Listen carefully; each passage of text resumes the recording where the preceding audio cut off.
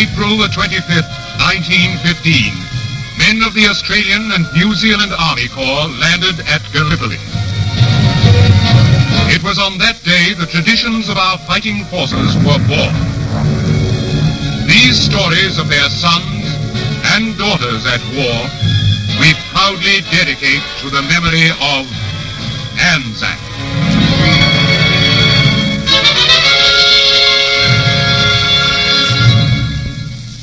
The ships and the men of the Royal Australian Navy, and in particular of the part they played in the vital task of protecting convoys in all the oceans of the world.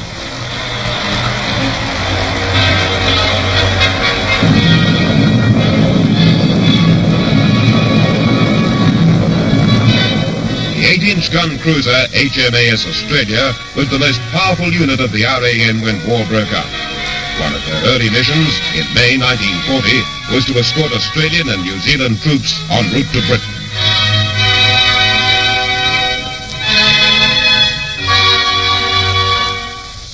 The Australians were the 18th Infantry Brigade of the 6th Division with attached troops. The Atlantic speed record holder Queen Mary, the world's second largest ship, sailed from New York to Sydney to embark them.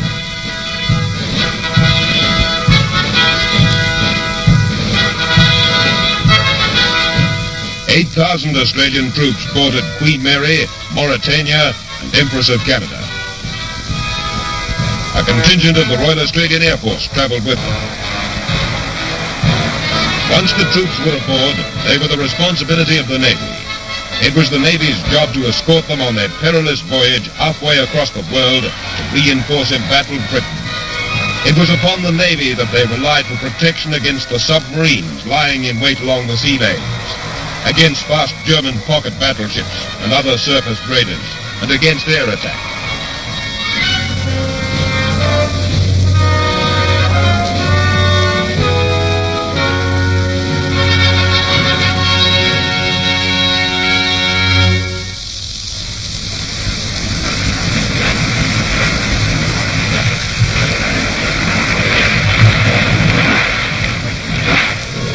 Even entering the friendly waters of South Africa, vigilance could not be relaxed.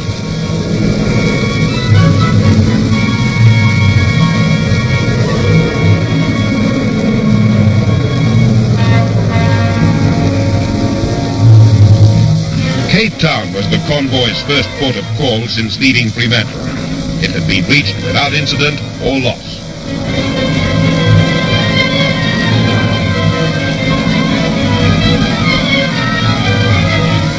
There, HMAS Australia handed over her escort duties to British warships, which took the convoy onto its final anchorage in the Clyde.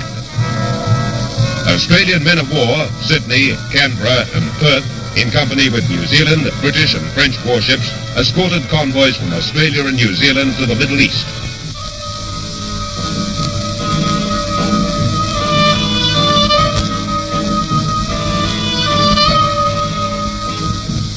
These Anzac convoys, carrying thousands of men and great quantities of supplies, relied for their safety on the vigilance of the Navy.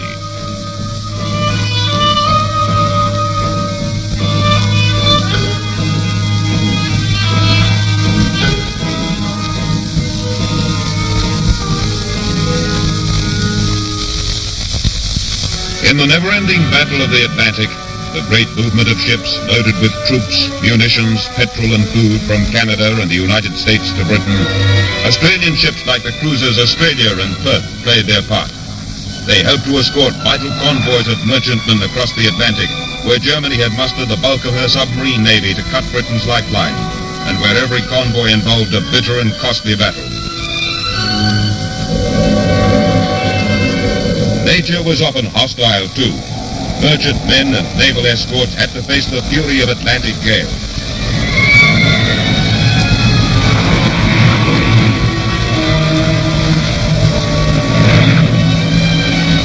But the most dangerous enemies were the German submarines, organized in group packs and lying in wait across the convoy's tracks.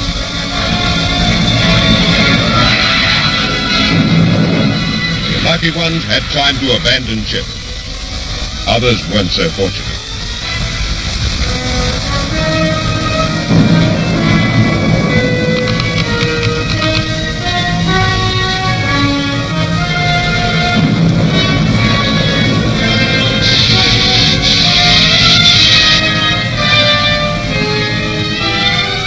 German aircraft joined the U-boats in attacks on the convoys as they approached their journey's end.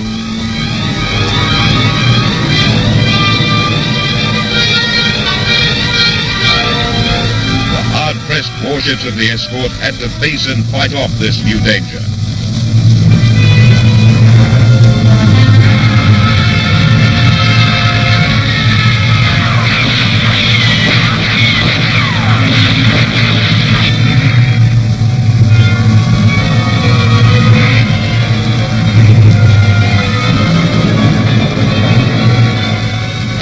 The safety of the convoy depended entirely on the skill and accuracy of the Navy's gunners.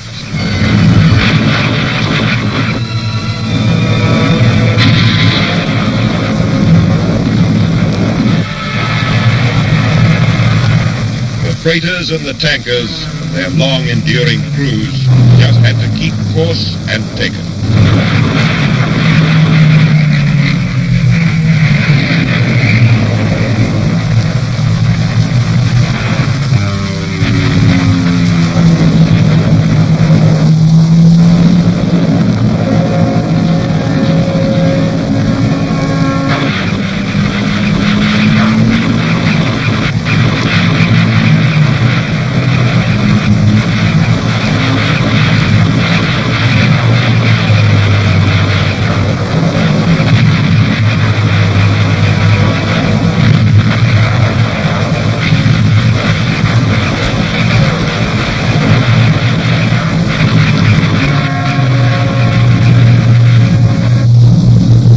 This was the price in lives and in ships which had to be paid to supply and sustain Britain, the last bastion of freedom in Europe.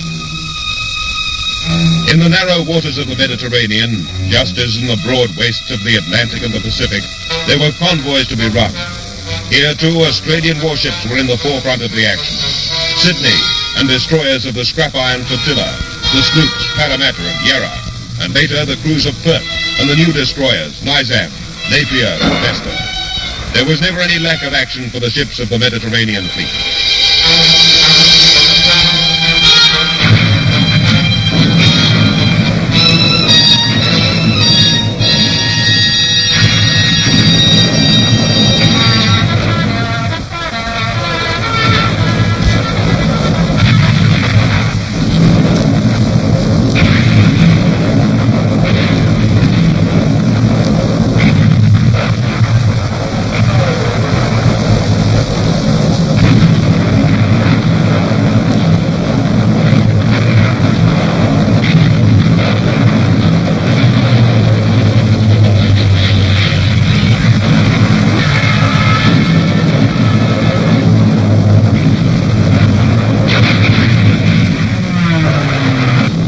Getting supplies into Malta was a hazardous and costly business in the face of enemy submarines and air power, and with a powerful but timorous Italian fleet waiting its chance of a sneak attack. Danger was ever present from the sea and from the sky.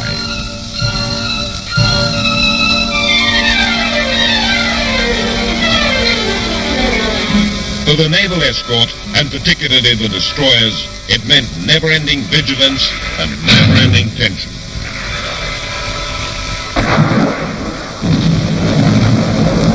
The convoys, upon which the island depended for its very existence, had to be got through, whatever the cost. The preservation of Malta was vital to Allied strategy in the Mediterranean. Malta not only had deep and protected harbors, which made it a natural naval base, but more importantly now, it had airfields from which the enemy could be harassed. Usually, nightfall brought respite from the attack, but sometimes the enemy used the darkness as a cover.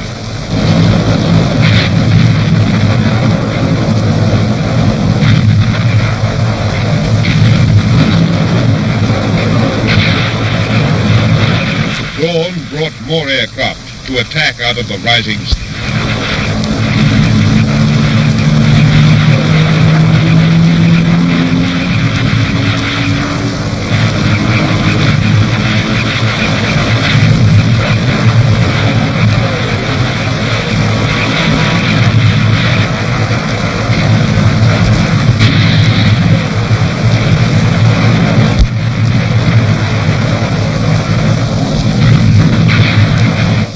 Spitfires from Malta, some flown by Australians of the RAAF, gave welcome protection as the survivors of the convoy approached the bomb-battered island and moved to their berths in Valletta. Somehow, they had got their precious supplies through.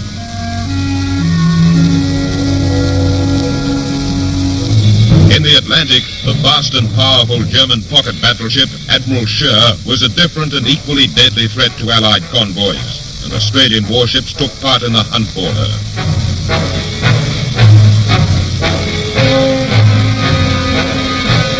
Admiral Scheer's orders were to avoid action with Allied warships and to disrupt merchant shipping.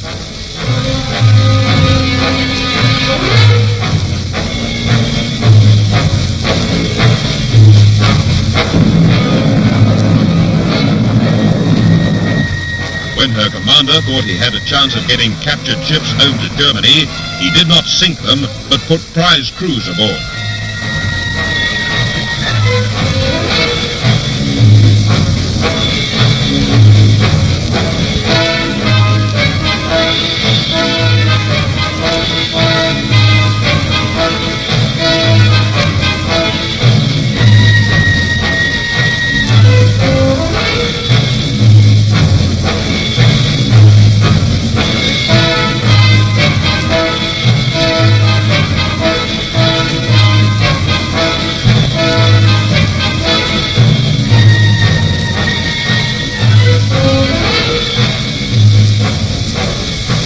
But when convoys were sighted, the Scheer's job was to sink as many ships as she could.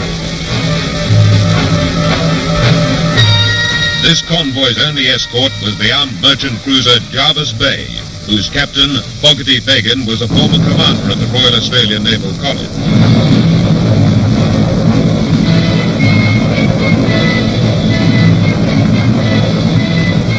Though hopelessly outclassed, Jervis Bay fought to the last.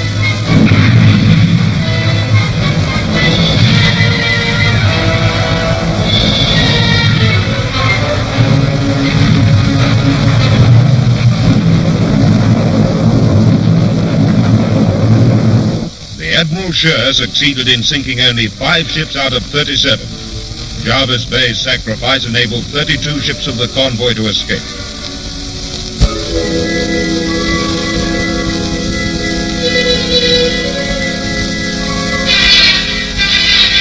There were a few survivors, but the gallant Fogarty Fagan was not amongst them. Mortally wounded, he fought his ship to the end and went down with her. He was awarded a posthumous Victoria Cross.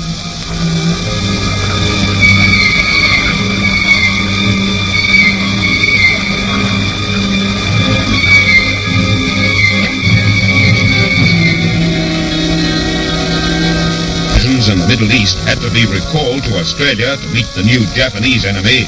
It was again the ships of the RAN which convoyed them safely home. Now the 9th Division, the last of the 3, was homeward bound. Brigadier Whitehead and his 26th Brigade in the New Amsterdam hold boat drill. Lieutenant John Gregory, the only platoon commander of the 2nd 48th Battalion to come through Alamein unwounded, is one who, thanks to the Navy, enjoys a safe voyage.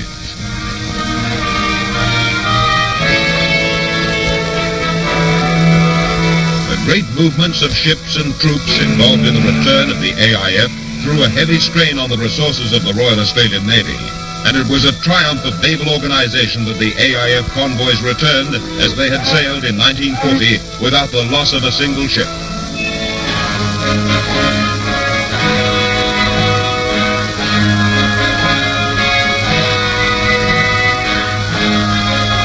The veterans of the Desert War landed for brief leave before facing the new Japanese threat in the north. Now, with Japan in the war, Japanese bombers struck victoriously southwards. The burdens of the RAN became heavier and heavier. The Japanese had early established air superiority over their outnumbered opponents. The suicide tactics of the kamikaze pilots, who spared neither themselves nor their planes, became an ever-increasing threat to the ships of the Royal Australian Navy and its allies.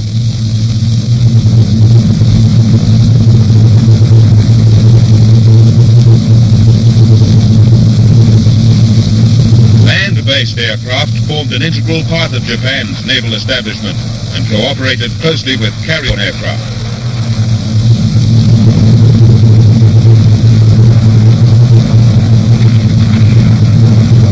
The Japanese fleet was the most formidable opponent the RAN had ever faced.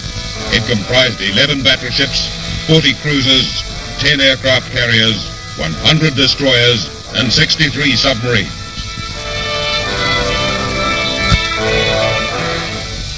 Now the overworked ships of the RAN were called on to protect Australia's 12,000-mile coastline.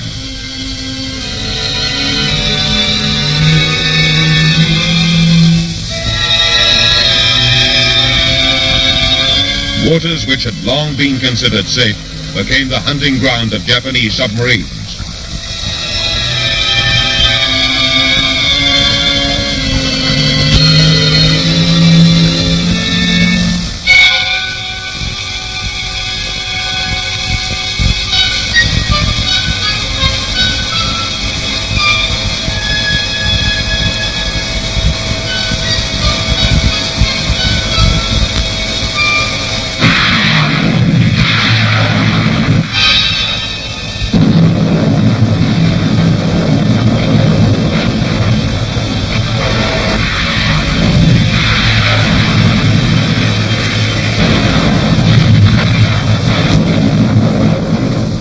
Australian merchant ships and Australian merchant seamen were now in the front line and had to bear the brunt of Japan's savage undersea attacks.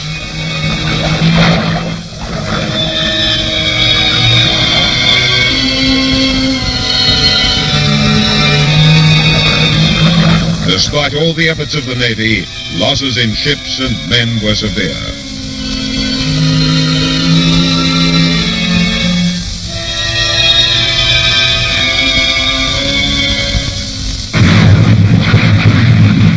Australian warships fought in desperate sea battles from Singapore to the Solomons as the Allies strove to halt Japan's southward thrust. HMAS Australia took part in the Great Coral Sea victory, where the American aircraft carrier Yorktown was mortally hit.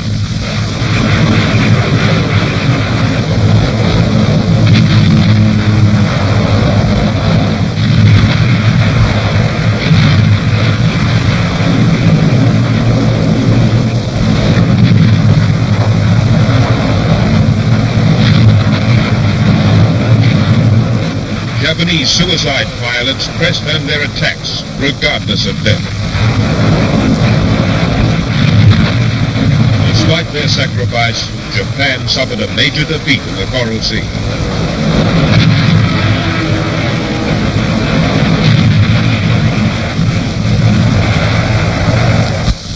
Threat of Japanese submarines, the convoy system had to be adopted for Australian coastal shipping.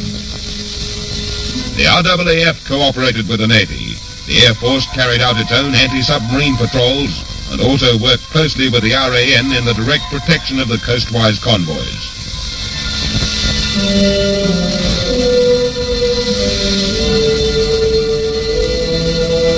From the port of Newcastle, ships move out to join a convoy as it steams along the coast.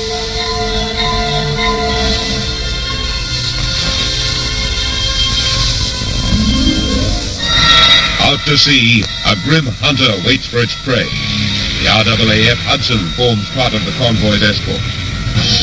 Frigates of the RAN, newly built in Australian dockyards, shepherd the convoy.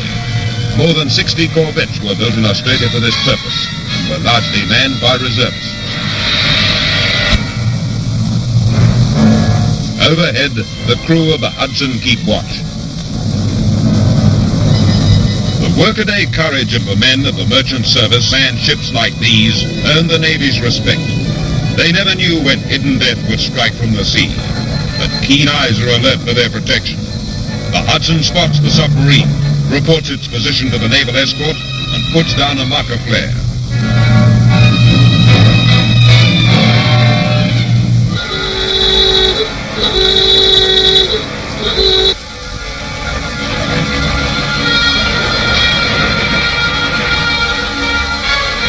The escort prepares to attack.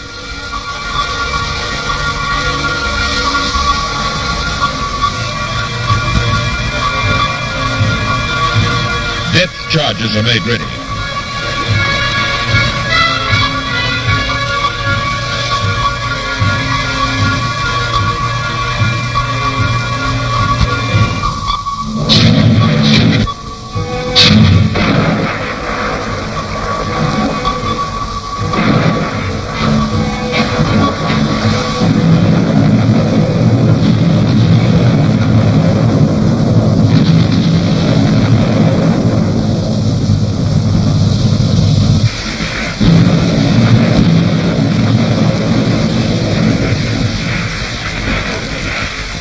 As the tide of war turned against them, they were convoys of a very different kind for the Royal Australian Navy.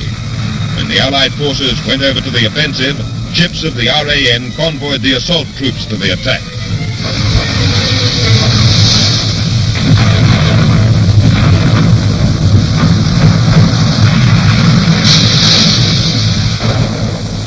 The pattern was repeated as the Allied offensive gained momentum.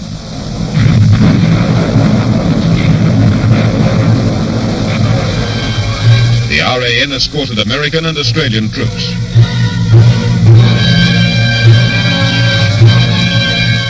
In every island attack that the men of the AIF made, there were Australian warships guarding them as they moved towards their objectives.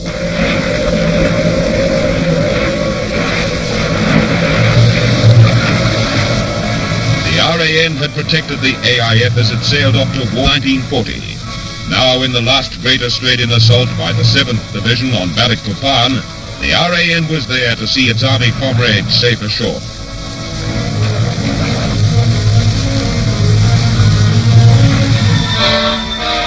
September the 2nd, 1945, VJ Day. On the American battleship Missouri, anchored in Tokyo Bay, General Blamey and other Allied leaders wait while the Japanese delegation prepares for the surrender ceremony. General Douglas MacArthur makes a brief address. Air Vice Marshal Jones, watched by Commodore Collins, RAN, signs the surrender document, and then the representatives of the Japanese government and armed forces come forward to sign.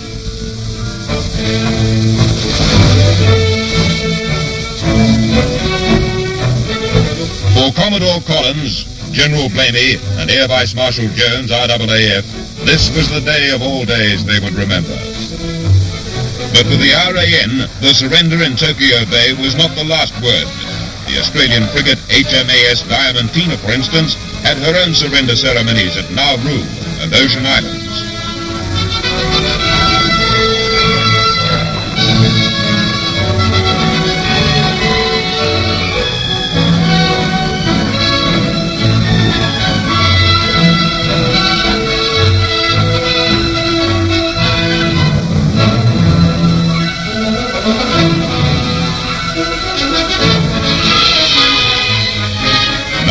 With the war over, the ships of the RAN had the final task of bringing the fighting men home. The armed merchant cruiser Westralia carried troops back from New Guinea. For all, the first sight of Australian soil was a moving moment. Hard to believe that the long years of war and danger and hardship and separation from loved ones are over at last. Hard to believe that one can sail the seas without the constant threat of attack.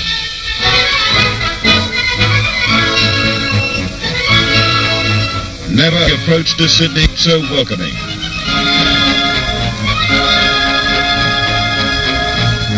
Never has the harbour bridge seemed more like a symbol of home.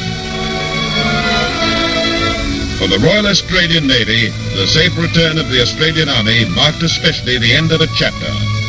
1940 to 1945, Australian troops had moved across the seas under the Navy's protection.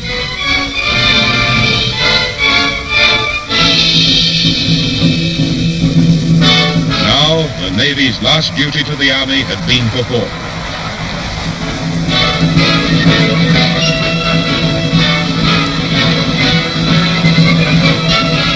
The tradition, symbolized by Britain's flagship Victory, had been linked to the Australian Navy with Australia's own tradition of Anzac.